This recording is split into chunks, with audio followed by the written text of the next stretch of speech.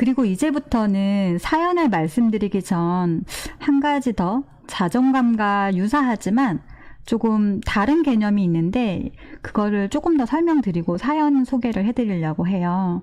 뭐냐면 자존감과 상당히 유사하지만 다르고 정확하게 아셔야 될 용어예요. 하나는요, 자신감이에요. 또 다른 하나는요, 자존심이라고 하거든요. 이 세 가지를 지금 좀 설명해 보도록 할게요. 먼저 자신감이라는 단어예요. 여러분들 자신감 있으세요? 저는 오늘 이 라이브를 진행하면서 자신감에 대한 거가 아직은 저도 이런 뭐 라이브 이런 방송들이 익숙하진 않기 때문에 저에게 자신감 있는 영역은 아닌 것 같아요. 그런데 상담이 자신 있냐? 그러면 상담도 조금은 조심스럽긴 하지만, 즉 자신감은 뭐냐면요, 능력에 대한 것을 말하는 거거든요. 내게 능력이 있고 잘하는 것, 그것을 할 때는 자신감이 충만해지잖아요. 그렇지만 자존감이 높아도 자신감이 없는 일들이 있잖아요. 자신을 사랑하고 이뻐하는 이제 나라도, 또 자전거는 아직 탈 줄 몰라도 이제 자신감이 없을 수 있는 거죠. 그러니까 무슨 뜻이냐면 스스로가 자존감이 괜찮은 것 같아요. 나는 나를 사랑하고 내가 이 정도면 괜찮아 라고 생각을 하는데, 근데 제가 아직 자전거를 못 타요. 그럴 경우에는 저의 자존감은 건강할지 모르지만 제 자신감은 없는 부분인 거죠.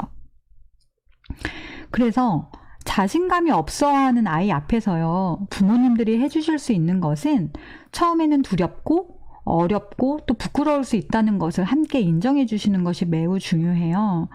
즉 그것을 아이가 자신 없어 할 때 부모님이 자존감이 낮은 거네?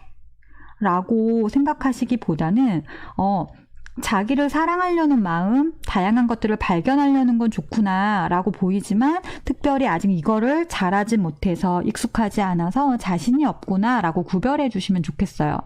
왜냐하면 부모님도 자신감 없는 걸 자존감이 낮은 거라고 생각하셔서 되게 마음이 급해지시고 걱정이 많아지실 수 있거든요. 분명하게 이것은 구별해 주셔야 합니다. 다시 한번 말씀드릴게요. 자신감은 능력에 대한 것을 말하는 거예요. 그러니 자존감이 건강한 사람도 자신감이 떨어질 수 있어요.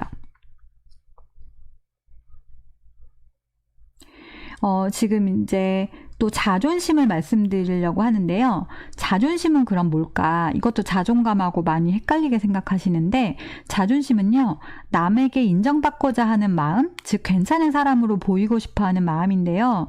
남들이 인정해 주어야만 가질 수 있는 감정이라서 우리는 자존감이 자주 상하는 것 같아요.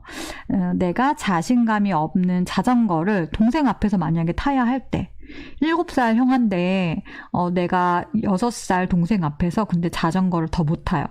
그러면 마음이 어떨까요? 동생에게 인정받기는 글렀고 당연히 감정이 상해가지고 자존심이 상하게 될 수밖에 없잖아요. 네, 그 마음을 인정해 주셔야 돼요. 즉 속상해하는 것, 내가 슬퍼하는 거, 아쉬워하는 마음이 자존심 상했다라고 표현될 수 있는데 그것이 자존감이 낮은 건 아닐 수 있다는 거죠. 그쵸. 형아인데 부끄러우니까 화가 나고요. 자존심이 상했다라고 표현할 거예요. 그렇지만 이 아이가 그런 나를 싫어하냐? 그건 아닐 수 있다는 거죠. 열등감이랑 비슷하게 봐야 할까요? 라고 하면 열등감이라는 거하고는 조금 다를 수 있어요.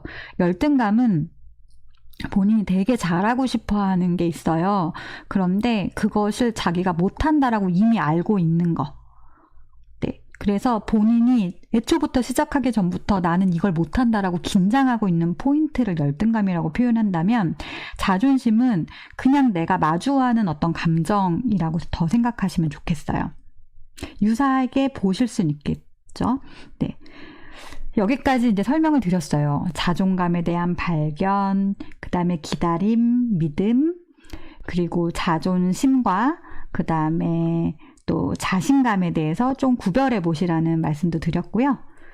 이제부터는 여러분들에게 자존감이 무엇인지, 또 또 자존감을 발견하기 위해서 우리가 무엇을 하면 좋을지 조금 이해되셨을 거라고 믿고요. 여러분들이 보내주신 사연과 질문들을 가지고 조금 더 우리들의 이야기를 나눠보겠습니다.